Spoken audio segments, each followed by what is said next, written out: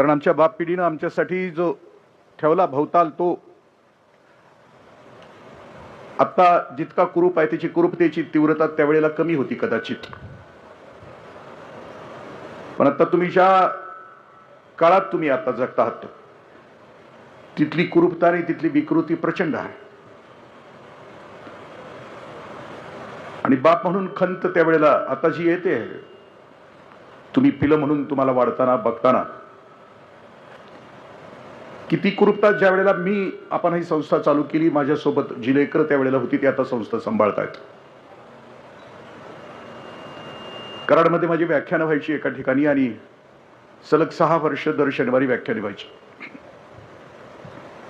मग ही सगळी लेकरं जमायची कॉलेजमधली ही सगळी पोरं आणि दर शनिवारी आम्ही इथे यायचो. आपापला डबा घेऊन यायचो. 20-25 जण शनिवारी रात्री मुक्कामाला यायचो. काही उमेद, काही प्रश्न, जगायचे प्रश्न असायचे, समाजाचे असायचे, भवतालचे प्रश्न असायचे आणि या प्रश्नावर आम्ही रात्री 2, 2:30, 3 पर्यंत चर्चा करायचो. आज जी संस्था चालवत आहेत किंवा हे शिबिर संपन्न होत आहे ती चर्चा करणारी पोरं आज ही संस्था चालवत आहेत. कारण त्यावेळेला मला जे म्हणायचं होतं ते त्यांच्यापर्यंत पोहोचत होतं आणि आता ते थोड्याफार दिवसानं, थोड्याफार वर्षानं तेही इथं येतील. विवेकानंदांनी आईसाहेबांचा आदर्श यासाठी घेतला की स्वामीजी असं म्हणत होते की मी तुमच्या समोर असे काही आदर्श उभा करेन, तुम्ही त्यांना बघा, त्यांना समजावून घ्या. म्हणजे स्वामीजी इथून परिव्राजक अवस्थेमध्ये महाराष्ट्र ओलांडून ज्या वेळेला कर्नाटकमध्ये गेले त्यावेळेला बेंगलोरमध्ये स्वामीजींनी शिवछत्रपतींच्यावर व्याख्यान दिलं आहे. आणि ज्या वेळेला स्वामीजी बोलत होते त्यावेळेला तरुणांच्या विषयी त्यावेळेला त्यांचं म्हणणं असं होतं की मी तुमच्यासाठी आदर्श उभा करेन, तुम्ही बघा, त्यांना समजून घ्या आणि मग स्वतःतला आदर्श कोण आहे तपासा आणि तिकडे वाटचाल करा. पिढी बदलली तुमची, कारण आता तुमच्या कानात हेडफोन आहे, तुमच्या हातात मोबाईल आहे, तुमच्या पाठीवर लॅपटॉप आहे. जसं मी काल सांगितलं की तुमच्या खाली दुचाकी आहे. आपली एक बुद्धिमान एक पिढी अशी आहे की जी अमेरिकेमध्ये काम करते खूप. 1940 साली थॉमस फ्रीडमन नावाचा अमेरिकेचा एक विचारवंत त्यावेळेला असं म्हणायचं, कारण त्यावेळेला चीनमध्ये दुष्काळ होता. तो असं म्हणतो की त्या 1940 साली अमेरिकेतले बाप आपल्या पोरांना सांगायचे की पोरांना जेवा, नाहीतर चीनमधली पोरं येतील आणि तुमचं जेवण पळवून नेतील. आता अमेरिकेचे बाप सांगतायत की पोरांनो अभ्यास करा, नाहीतर भारतातली पोरं तुमच्या नोकऱ्या पळवून नेतील. झेप तुम्ही तरुणाई म्हणून एका बाजूला इतकी पसरली आहे की जगभर पसरली आहे, रोज झेप घेत आहे तुम्ही. आणि दुसऱ्या बाजूला ती व्यथा आहे की ती जी तुम्ही काल ऐकली शांताबाई यादवांच्या मुखातून की पैसे आहेत म्हणून स्वतःच्या मुलींना नाहीत म्हणून शिकवू शकलेल्या नाहीत आणि ज्या अवस्थेमध्ये त्यांच्या वाट्याला जीवन आलं अगदी तसंच जीवन त्यांच्या मुलींच्या वाट्याला असं आहे. कष्ट करणं, कष्ट करणं आणि कष्ट करणं. या देशामध्ये 3 प्रकारची गोष्टी, 3 प्रकारच्या व्यक्ती म्हणजे माणसं राहतात. हॅव अ नॉट आणि हॅव अ लॉट.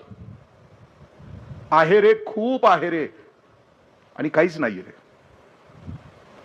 आहे रेच्या घरामध्ये एक बाळ असं एका घरामध्ये जन्माला येते की त्याच्यासमोर प्रश्न आहे की काय काय खाऊ, आणि एक बाळ अशा घरामध्ये जन्माला येते की त्याच्यासमोर प्रश्न आहे की काय खाऊ. इथे देवकीचा पाना दुधाने जळाला. अशा विषमतेत, विसंगतीमध्ये आपण सगळेजण राहतो आणि त्यावेळेला एक विचारांचा मारा आपल्या सभोवताली आहे. काल लहाने सरांनी जो प्रश्न आपल्या समोर उपस्थित केला की किंवा येणारा आत्ताचा रोग आमच्या भविष्यातल्या पिढीला कोणता असेल तर तो मोबाईलचा असेल. मोबाईलचा रोग मनोरंजनासाठी तास वाया घालवणाऱ्याचा तो आहेच, पण दुसऱ्या बाजूला आहे तो आमच्या मस्तकामध्ये ज्या झुंडी काम करत आहेत, घाणेरड्या झुंडी काम करतायत आणि आम्हाला विकृत आणि कुरूप बनवतायत आणि आमचा माथा खाऊन टाकतायत. आमचं जगणं ते ठरवतायत. अशा एका विकृत आणि कुरूप परिस्थितीमध्ये आम्हाला काय असावं, आम्हाला मार्ग कोणता असावा. यासाठी या शिबिराचं आयोजन तुम्ही लक्षात घेतलं असेल की सुरुवात आपण जी केली, म्हणजे चव्हाण साहेबांची असू द्या, उद्योगपती म्हणून, किंवा अनघाताईची असू द्या, व्यक्तिगत जीवनामध्ये नीतीनं किती प्रहार केला, 18 वर्ष घरामध्ये कोंडून ठेवलं, तर मनामध्ये एक ठिणगी असली तर आयुष्य उभं राहू शकतं. या व्यक्तिगत आयुष्यामध्ये जे पारतंत्र्य आहे नीतीनं दिलेलं, ते पारतंत्र्य धुगारून देऊन स्वतःचं आयुष्य निर्माण करता येऊ शकतं, त्या दोघांनी सांगितलं. खरं तर अशोकला मी ज्या दिवशी भेटलो, त्याच्या आश्रमामध्ये मी ज्या दिवशी गेलो आणि ही पोरं सांभाळताना बघितली मी, मला माझी लाज वाटली की 35व्या वर्षी, म्हणजे ज्यावेळेला मी हे वाक्य त्याच्याविषयी कायम बोलत राहतो की ज्या वेळेला आम्ही आमच्या एका मुलासाठी किती धडपड करतो, तो मात्र 125 पोरं तिथं सांभाळतो, वय वर्ष 35. मी रात्री पहाटे फिरत होतो त्यावेळेला बरेच जण अगदी पहाटेच्या वेळेला त्या मोबाईलवर मग्न होते, या रस्त्याच्या आजूबाजूला बसलेले होते. ते कोणाशी संवाद साधत होते माहित नाही. पहाटे 4 वाजता अशोक देशमाने त्याच्या अनाथाश्रमामध्ये त्याच्या लेकरांच्यासाठी झटतो आहे आणि आमचा वेळ त्याच्यामध्ये जातो आहे. ही सगळी आयडॉल्स उभी करत असताना वर्षभरामध्ये गुरुपौर्णिमेच्या दिवशी आपण वर्षभर ठरवतो की कुणाला बोलवायचं. ही सगळी मंडळी जे काम करतायत ते वर्षभरामध्ये एक शॉर्ट लिस्टिंग करतात. मग खरं आयडॉल आपण जे जे आणलेले आहेत, दिदी आणि दादांनो आजपर्यंत जे आयडॉल आणलेले आहेत, ते नुसते वक्ते नाहीयेत, माझ्यासारखे बोलबच्चन नाहीयेत. मी गेली 34 वर्ष महाराष्ट्र, कर्नाटक, गोवा, गुजरात फिरतो आहे, फक्त बोलतो आहे. पण इथं तुमच्या समोर आजपर्यंत जे वक्ते आलेले ते सगळे कर्तबगार आहेत. एकही वक्ता असा नाहीये आजपर्यंतच्या इथल्या व्यासपीठावर की ज्याची कर्तबगारी नाहीये. आपण कुलांगे सरांना बघितलं, प्रशांत गावडे सरांना बघितलं. प्रशांत गावडे, ती तर भयानक गोष्ट आहे. म्हणजे मी नोकरीमध्ये असताना, मी उपायुक्त असताना, आम्हाला श्रीकर परदेशी सर पुण्याचे आयुक्त होते, पिंपरी चिंचवडचे, आणि पुण्यातल्या सगळ्या क्लास 1 आणि क्लास 2 अधिकाऱ्यांना एका थिएटरमध्ये आणून एक सिनेमा दाखवला होता. तो पर्यावरणावर होता, द इनकन्व्हिनियंट ट्रुथ नावाचा. तुम्ही माना अगर न माना, त्या सिनेमामध्ये अल गोर नावाचा अमेरिकेचा उपराष्ट्राध्यक्ष आहे की ज्यानं परत राजकारण सोडून दिलं आणि तो पर्यावरणामध्ये काम करतो आहे. त्या सिनेमामध्ये तो असं सांगतोय की तुम्ही माना अगर न माना, 2050 साली पृथ्वीवरची माणूस नावाची जात संपणार आहे. त्यानं ग्राफिकली अभ्यासानं त्या चित्रपटामध्ये दाखवलाय. आम्ही सगळे अधिकारी आलो आणि बाहेर जेवण खूप छान ठेवलं होतं, पण ते बघून आल्यानंतर आम्ही जीव शकलो नाही, कारण जे संवेदनशील अधिकारी होते तेवढ्यानाच त्यांनी बोलवलेलं होतं. कारण त्या अल गोर त्या सबंध चित्रपटामध्ये 2050 साली पर्यावरणामुळे जे घडणार आहे त्याच्याविषयीचं काय काय घडणार आहे. श्वास घ्यायला हवा नाही, प्यायला पाणी नाही, खायला अन्न नसणार आहे, पृथ्वीचं टेम्परेचर 55 डिग्री सेंटीग्रेड असणार आहे, दक्षिण आणि उत्तर अंटार्क्टिकावरचं 35% बर्फ वितळलेलं असणार आहे, म्हणजे समुद्राची पातळी 11 मीटरनं उंच झालेली असेल, म्हणजे मुंबईचा अरबी समुद्र खोपोलीपर्यंत पसरलेला असेल. आणि त्यावेळेला जगण्याची कुठलीच व्यवस्था शिल्लक असणार नाही. पर्यावरण इतक्या विचित्र अवस्थेत. त्याच्यामध्ये एका ठिकाणी अल गोर असं म्हणतो की या पृथ्वीवरची नुसती माणूस नावाची जात मिली तर 3 वर्षामध्ये पुन्हा डायनॉसॉर वगैरे जे मेलेल्या स्पीसीस आहेत एवढ्या पुन्हा जन्माला येतील, एवढा माणूस नावाचा विषारी प्राणी या पृथ्वीवर राहतो आहे. इतकी विकृत. मला काल प्रशांतचा आवाज होता ना, तुमच्या लक्षात आला असं, कसलं भारी बोलत होतं ते, किती जिव्हाळ्यानं बोलत होतं. संघर्षाची बाजू सुद्धा नम्रतेनं मांडता येते. म्हणजे मी त्या प्रसादला अनुभवत असताना व्यक्तिमत्वातले त्याचे पैलू बघत होते, त्याचा अभ्यास होता, त्याची तळमळ होती. पण एक विरोधी प्रश्न विचारला तर त्याला सुद्धा उत्तर किती नम्रतेनं द्यावं आहे त्याच्यामध्ये, त्याच्या व्यक्तिमत्वामध्ये. दिदी आणि दादा, तुम्ही सभागृहात बसून प्रत्येक व्यक्ती ऑब्झर्व केली असेल, त्याचं चालणं, बोलणं, वागणं. संध्याकाळी काल शांताबाई यादवनं तुम्ही अनुभवलं असेल. मी युवराज दादाला सांगितलं होतं की 2, 3, 4 वेळेला जा, तुला बोलतो करता येतंय का बघ.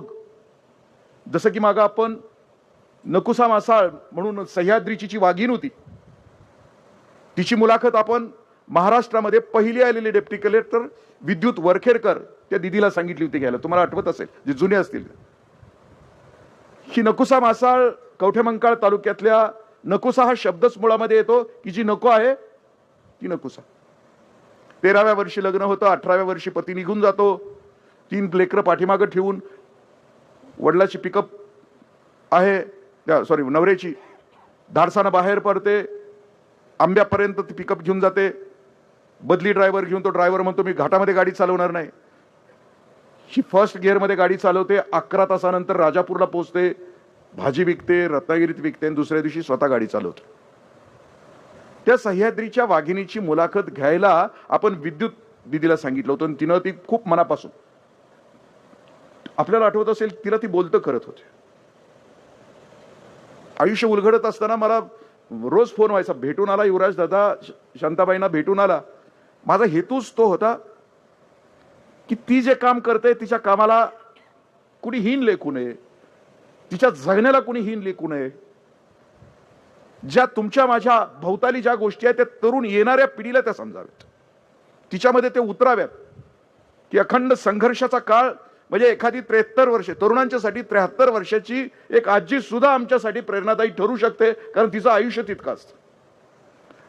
विद्युतनं ज्या वेळेला मुलाखत घेतली होती त्यावेळेला सह्याद्रीच्या वाघिणीची, त्यावेळी त्या दोघी जणी एकत्र अशा भेटल्या होत्या, आठवतंय का बघा तुम्हाला?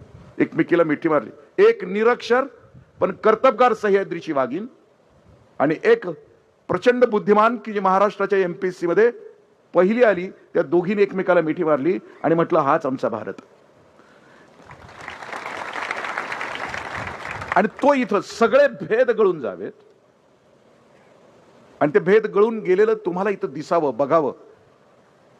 मगाशी 20 मिनिटं गेली तुमच्या समोर दिदी आणि दादानो, पण तो एक संस्काराचा भाग होता. आपण या सभागृहामध्ये 3 दिवस सुखरूपतेनं राहिलो ना, त्याच्या पाठीमागे जे हजारो हात होते ना, त्या हातांचा आपण सत्कार केला. त्याच्यामध्ये 100 व्याख्यानानं जे घडून येणार नाही, ते मगाशी जे घडत होतं ना, तुम्ही बघत होता ना, यांचं येणं आमच्यासाठी खूप मोठं होतं. त्या आजी असू द्या, मुरगुडच्या सगळ्या ताई दिदी असू द्या, की तुम्ही सुखानं इथलं ज्ञानार्जन करावं म्हणून आपल्या आयुष्याचा वेळ तिकडे देणार. म्हणजे तो मगाचा मी म्हटलं ना 10 व्याख्यानाच्या पलीकडचा एक संस्काराचा तो भाग होता. इथं आल्यानंतर प्रत्येक गोष्टीमध्ये ते घडावं ही सगळी अपेक्षा होती. मगाचं शेट्टी साहेबांचं व्याख्यान सुद्धा, शेट्टी साहेबां, मी नाममध्ये काम करतो, आपल्या सगळ्यांना माहिती आहे नाना पाटेकरांच्या सोबत. शेतकऱ्याची आत्महत्या झाली की पहिले 25,000 नाम संस्थेतून त्या घराला पोहोचतात. नानाजी एकदा म्हटले होते की हे 25,000 आपण देतोय त्या शेतकऱ्याला की जिथं आत्महत्या झाली ते घर उभं राहावं म्हणून नाही, तर एक वात पेटावी. आपण 25,000 दिले तर आणखीन 10 हात येतील आणि त्या कुठून आपण वात पेटवतो. या सभागृहामध्ये प्रत्येक व्यक्तिमत्व आपण यासाठी आणतो आहे की तुमच्या आतली जी वात आहे ती वात पेटावी. हे करतोय म्हणजे आपण खूप मोठं करतोय अशातला भाग नाहीये. मी तुमच्या सगळ्यांचं प्रेम स्वीकारतोय, तुम्ही म्हणाल तसं करतोय किंवा इथं राहतोय. रात्रभर मला मुलं भेटत राहतात, 3 दिवस झोपत नाही. येणाऱ्या प्रत्येकाला मी जमेल तसं माझ्या प्रतीनं प्रेम देण्याचा प्रयत्न करतो. गेले 14-15 दिवस इथं यावं तुम्ही म्हणून प्रयत्न करतो, म्हणून आजारी पडतो, पण हे सगळं करतो हे खूप छोटं आहे. ही एक वात आहे आणि हे मी नाही केलं तर मी पुढच्या तुम्हाला, माझ्या लेकराला मी नाही ना न्याय देऊ शकणार. माझं लेकरू एकटं सुखानं राहील, खा प्या आणि मजा करा, ते तर कोणी करेल ना. पण अध्यात्म मी जगतो आहे, मी जे सांगतो आहे ज्ञानेश्वरीतून ते अध्यात्म असं सांगतं की एक माणूस सुखी होऊन चालणार नाही, कारण आम्ही सगळेजण अखंड आहोत. आपल्याला सगळ्यांनी जे येणाऱ्या प्रत्येक वक्त्यानं सांगितलं, माझं शरीर अखंड आहे. माझ्या पायाला ठेच लागली तर माझ्या डोळ्यामध्ये टचकन पाणी येतं. पायाचा अंगठा आणि डोळे याच्यामध्ये 3.5 हाताचं अंतर आहे. ठेच पायाला, पाणी डोळ्यात यायचं कारण नाहीये, येतं कारण शरीर अखंड आहे.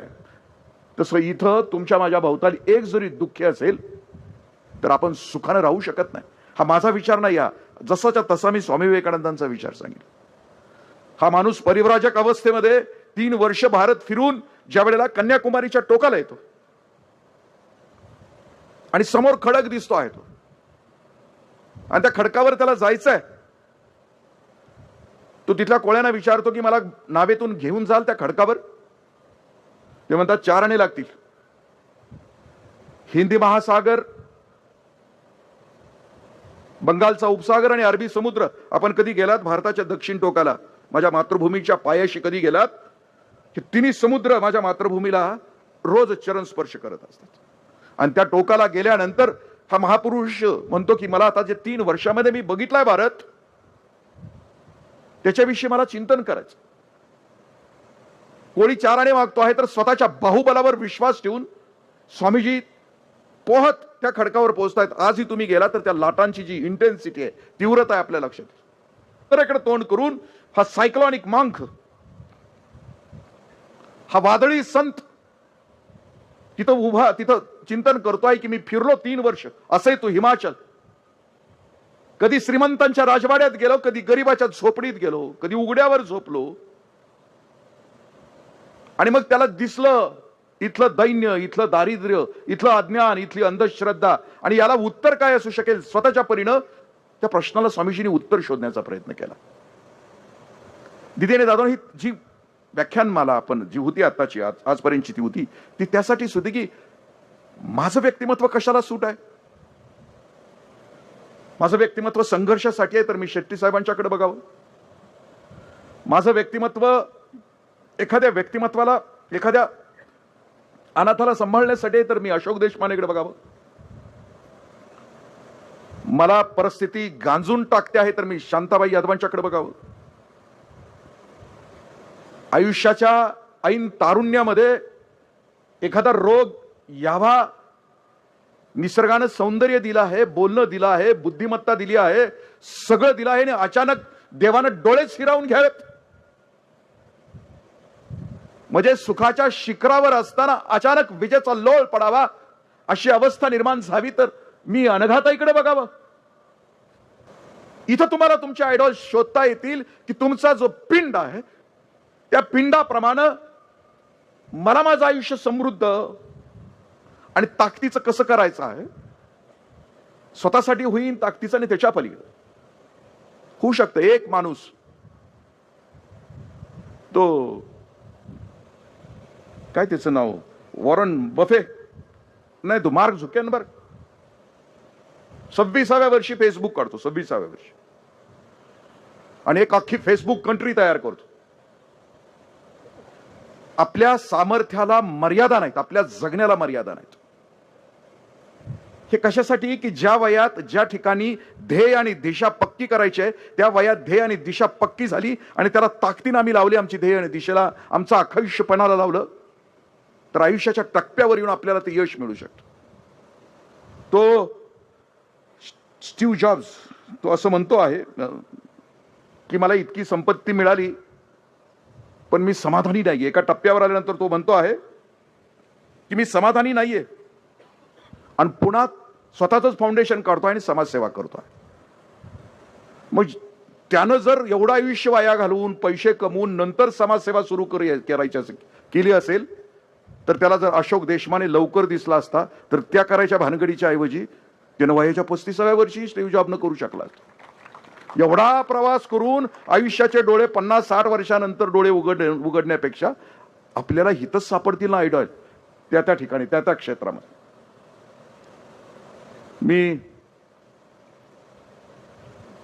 एक कथा, एक पुस्तक आहे अभय बंग सरांचं, त्या पुस्तकातलं एक उदाहरण आहे. मी म्हटलं ना, तुम्ही 90 सालानंतर जन्माला आला की ज्या वेळेला खाऊजा नावाची संस्कृती जगामध्ये उत्मात करते, खाजगीकरण, उदारीकरण आणि जागतिकीकरण.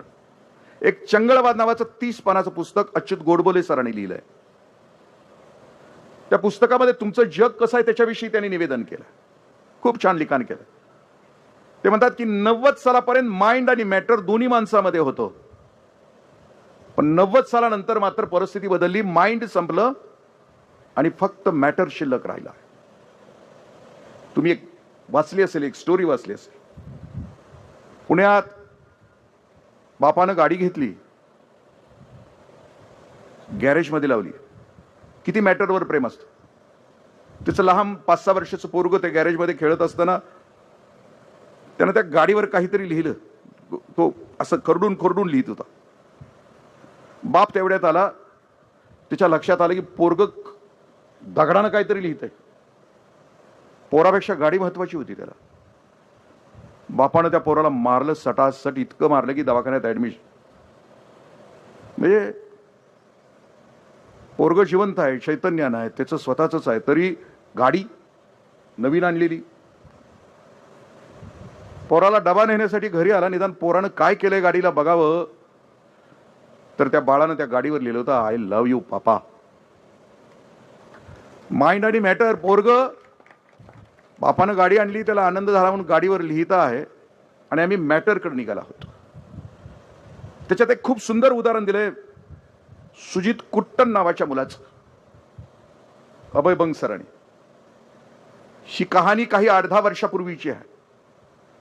सुजित कुट्टन नावाचा मुलगा चेन्नईमध्ये ज्युनियरच्या स्पर्धेमध्ये रेसमध्ये धावतो आहे, आणि त्यावेळेला त्याचा वडील दवाखान्यामध्ये ICU मध्ये आहे.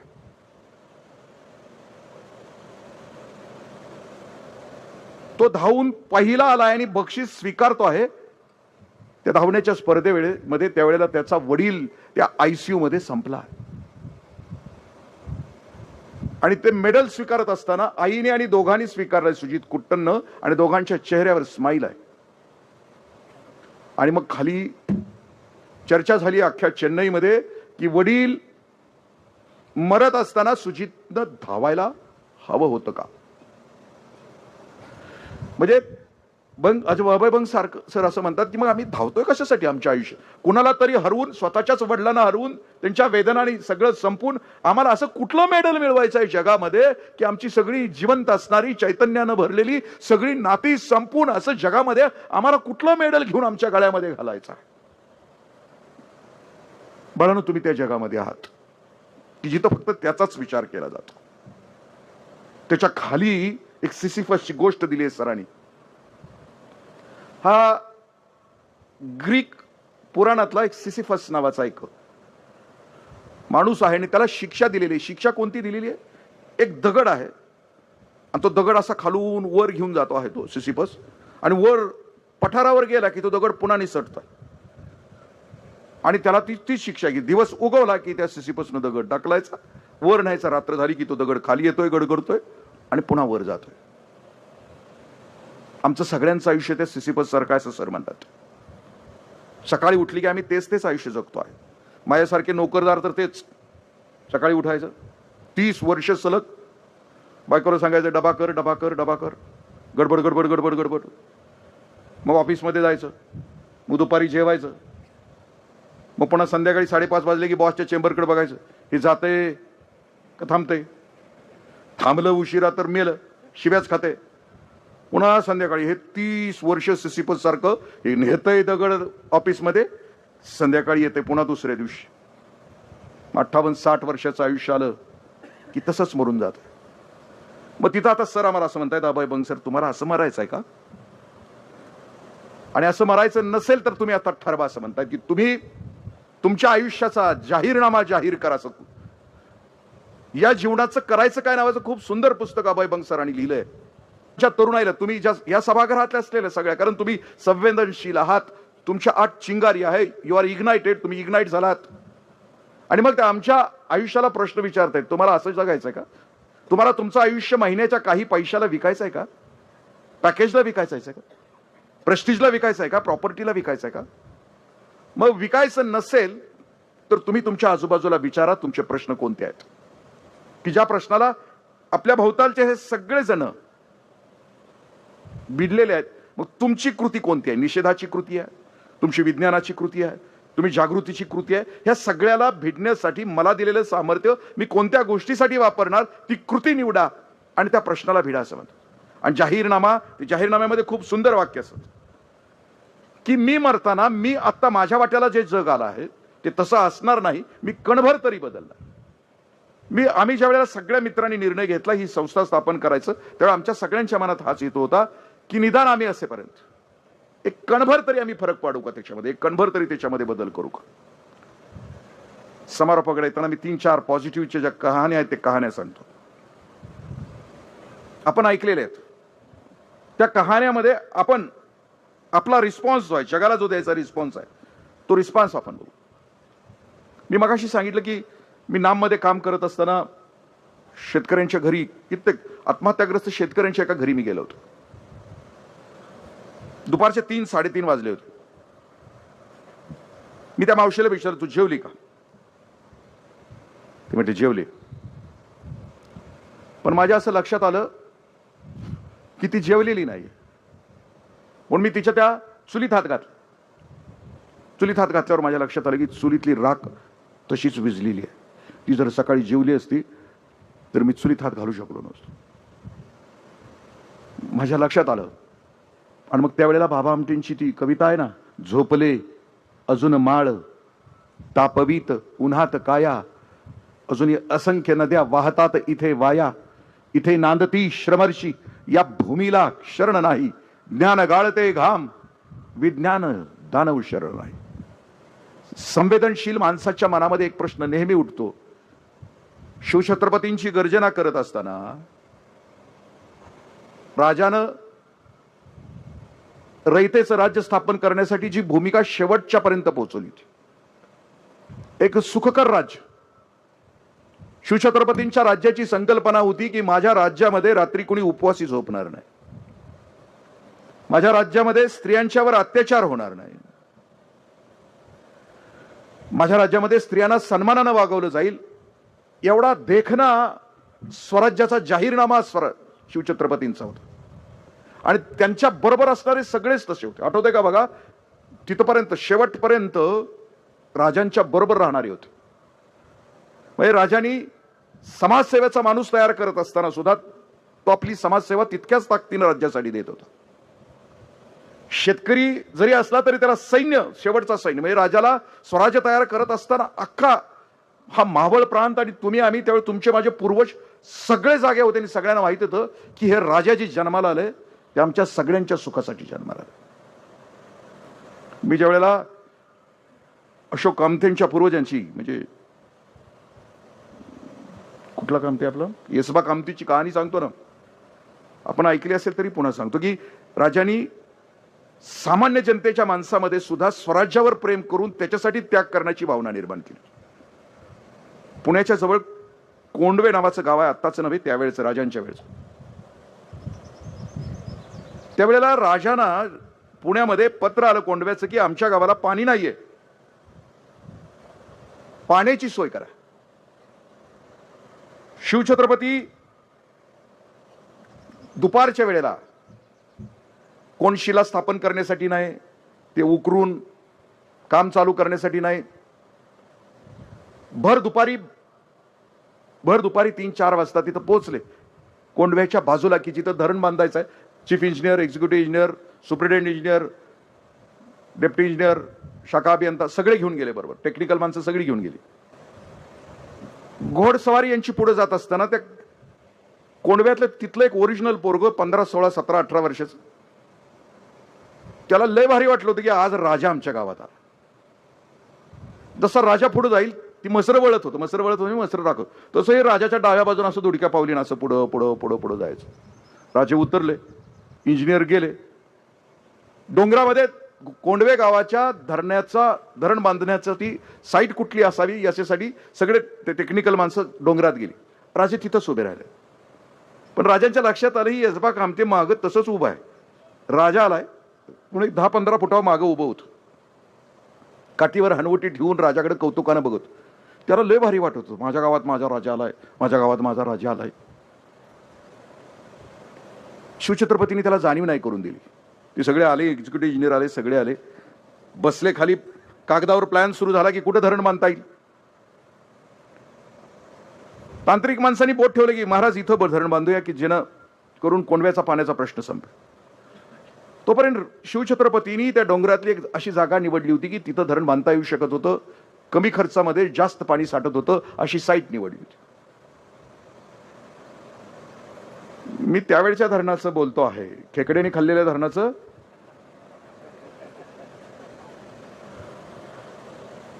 राजे म्हटले की इथं धरण बांधता येईल का? ते सगळे टेक्निकल सर म्हटले की बांधता येईल, पण एक अडचण आहे. त्यावेळी कुठली अडचण? त्या 2 डोंगराच्या मध्ये 17-18 फुटाची धोंड आहे. ती धोंड असल्यामुळे बांधता येत नाही. राजाने टेक्निकल माणसांना प्रश्न विचारला की धोंड बाजूला काढली तर धरण बांधता येईल. ते म्हणजे हो, धोंड बाजूला काढली तर बांधता येईल. महाराजांनी मागं वळून बघितलं, येसबा कामते काठीवर हनवटी ठेवून तसंच राजांच्याकडे बघत होत. महाराजांनी त्याला हाक मारली, येसबा. फार गळून गेला गडी. राजाने मला हाक मारावी. आणि महाराजांनी त्याला विचारला प्रश्न, येसबा एक काम करशील? राजाचं काम सांगणं कसं होतं बघा, करशील भोच्या बाराखडीच्या शिवे देऊन काम सांगितलं नाही. ते एक काम करशील, किती जिव्हाळा असेल आपल्या राजाविषयी. नुसतं सांगायचं अवकाश. ते म्हणते, जी येसबा, तुझ्या गावाला धरण बांधायचं आहे, पण समोर दोन डोंगराच्या मध्ये धोंड आहे, ते बाजूला निघत नाही रे, काढशील बाजूला? दोन बाजूला काढली तर धरण बांधू आपण. ते म्हणतंय, जी. राजे म्हणतायत, येसबा 15 दिवसांनी येतो, धोंड नसली पाहिजे राजा, धरण बांधायला सुरुवात करायची. ती म्हणते, जी. राजे घोड्यावर बसले, पुण्याच्या दिशेने निघून गेले. राजाला उत्तर देताना येसबाच्या डोळ्यामध्ये पाण्याचं तळ साचलं होतं आणि समोर काय राजा बोलतोय त्याला माहित नव्हतं. फक्त त्याला एकच कळत होतं की राजा मला काम सांगताय. आणि राजा घरचं काम सांगत नाही, राजा गावाचं काम सांगताय, राजा स्वराज्याचं काम सांगताय. येसबानं डोळं पोचलं, मग येसबाच्या ध्यानात आलं, आईला घड्या अवघड आहे, काय बोलून गेलो मी. दुसऱ्या क्षणाला येसबा जागा झाला. चरित्रकारानं लिहिताना खूप सुंदर लिहिले, असू द्या, कुणी लिहिलं असेल, आख्यायिका असेल, पण मला असं लिहिलंय, येसबाच्या मनात दंगा सुरू झाला. अरे मी माझ्या राजाला वचन दिलंय. येसबाच्या मनामध्ये दंगल सुरू होती की मी माझ्या स्वराज्याला वचन दिलंय. गडी घरी गेला, पहार टिकाव खोरब घेतली आणि त्या काळ्या फत्तराशी झुंजत राहिला. 15 दिवसामध्ये तिथं धोंड नाही ठेवली, ठिकरी बाजूला केली. 16व्या दिवशी पुण्याच्या दिशेनं येसबानं तोंड केलं. पुण्याच्या दिशेनं धुळीचे लोट उठले. येसबाच्या ध्यानात आलं, राजा आला. राजा बी भारी होतो. त्या आला आणि येसबाच्या शेजारी उतरला. राजाला खात्री होती हे काम पूर्ण करणार आहे. घोड्यावरनं खाली उतरताना राजांच्या कमरेला सुवर्ण मुद्रांचा एक पिशवी कसता होता, तो खळ दिशी वाजला. येसबाच्या ध्यानात आलं, राजा मला बक्षीस देणार आहे. येसबाला बक्षीस नको होतं. येसबा मोहरा, राजा माग. येसबा मोहरा, राजा माग. ढेंगत राजानं गाठलं, येसबाला मिठी मारली, येसबाच्या खांद्यावर हात ठेवला. राजा आपल्या शिलेदाराच्या खांद्यावर हात ठेवतो आणि दोघांच्याही डोळ्यामध्ये पाणी असतं. कवी काव्य नाही करू शकणार, शिल्पकार शिल्प नाही तयार करू शकणार. हा अलौकिक प्रसंग कदाचित इतिहासामध्ये येणार नाही, कारण हा तलवारीनं लढलेला नाहीये. हा भावनांचा बांध होता, तो माझ्या सह्याद्रीनं बघितला. महाराजांनी सुवर्ण मुद्रांचा कस्ता काढला, येसबाच्या हातात दिला. येसबा म्हणतोय, नाही ए राजा, नाही.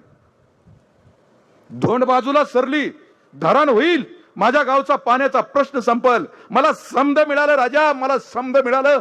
अरे येसबा सारखा गुराकी सुद्धा स्वराज्यासाठी आपल्या आयुष्याचा त्याग करत होता, म्हणून हिंदवी स्वराज्य उभं राहिलं. चित्रपट बघून, दाढी राखून, कोर करून, डॉल्बीवर नाचून नाही स्वराज्य उभा राहत.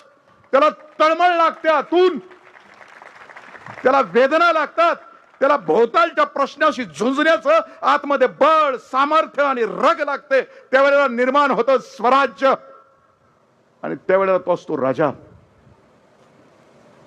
माझ्या बाळांनो, तुम्ही ते स्वराज्य निर्माण करा. तुमच्या भोवतालचं दुःख, वेदना समजून घ्या.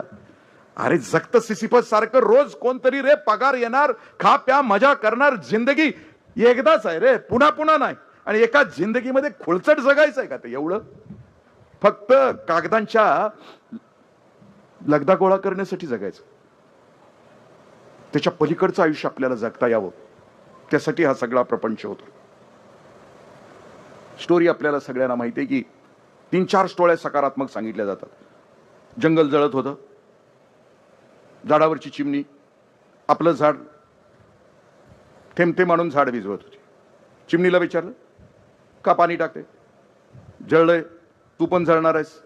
ती म्हणते की जळणार आहे, पण ज्या वेळेला या जंगलाचा इतिहास लिहिला जाईल त्यावेळेला मी आग लावणाऱ्यामध्ये नव्हती, वाचवणाऱ्यामध्ये होती. ही स्टोरी ऐकली. अजून कुठली स्टोरी ऐकली आपण? समुद्राच्या काठानं ते तरुण पोरगं निघालं होतं, पॉझिटिव्ह होतं, शिवमचं शिबिर करून नुकतंच गेलं होतं, त्याला चिंतन करायचं होतं म्हणून गेलो होतं समुद्राच्या काठाला, आणि ते पॉझिटिव्हिटी पॉझिटिव्हिटी पॉझिटिव्हिटी इतकी ऐकली होती त्यानं, पार यारबाळून गेलो. अरे पॉझिटिव्ह पॉझिटिव्ह म्हणजे काय, त्या डोक्यातच भिनलं होतं. मग त्या भरतीच्या लाटेबरोबर जे यायचं ना बाहेर स्टारफिश, ते असं धरायचं आणि टाकायचं, असं धरायचं ना आत समुद्रात टाकायचं. मग तिथल्या बाहेरच्या येड्यानं ट्रोलरनं प्रश्न विचारला, येड्या का तू? स्टारफिश किती टाकशील आत? बघ ना, हजारो आहेत. ते हितनं गेलं होतं येडं. ते म्हणलं होय. त्याने एक हातात धरला, म्हणलं सगळे नाही रे वाचणार, एवढे एक तरी वाचेल ना, एवढे एक तरी वाचेल ना. पॉझिटिव्हिटीच्या कहाण्या अजून आपण खूप ऐकलेल्या आहेत, अशा सकारात्मक